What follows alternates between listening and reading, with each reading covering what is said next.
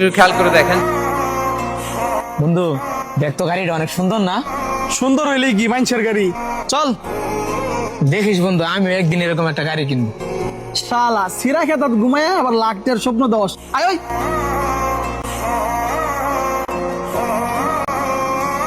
বাবু যা আঙ্গর দুইজনের লেগে দুইটা চা নিয়ে আয়।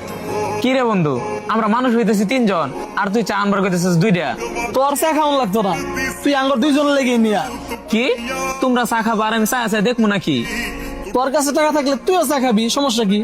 দেহ চা আনবার লেগে যাইতেছি, কিন্তু আমার লেগে আনবো, মনে রাখিস। দেখছো শালা কিরম চেষ্টা, মাইনছেটা খাওয়া ছাড়া শালার কোনো কাম নাই। সিনহা, আমার একটা গত তুই জ্বর এত অপমান করস, ওই কি মন খারাপ করে না?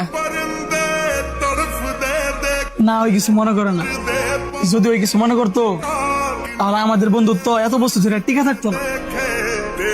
ওই আমার এমন এক বন্ধু যে আমার রাগ, অভিমান, অপমান সবকিছু সহ্য করে নেয়। ওই এইটা ভালো করে বুঝে কোনটা রাগ, কোনটা অপমান আর কোনটা দুষ্টামি। আসলে আমাদের বন্ধুত্বের ভাষাই এটা। পরে যদি আমি একটু না বসাই তাহলে আমার দিনটাই কিরকম যেন অসম্পূর্ণ লাগে।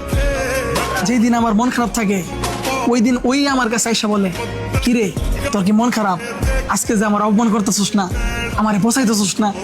তারপরেও দেখ, কখনো যদি কষ্ট পাই শুধু শুধু তোদের বন্ধুত্বটা নষ্ট হবো।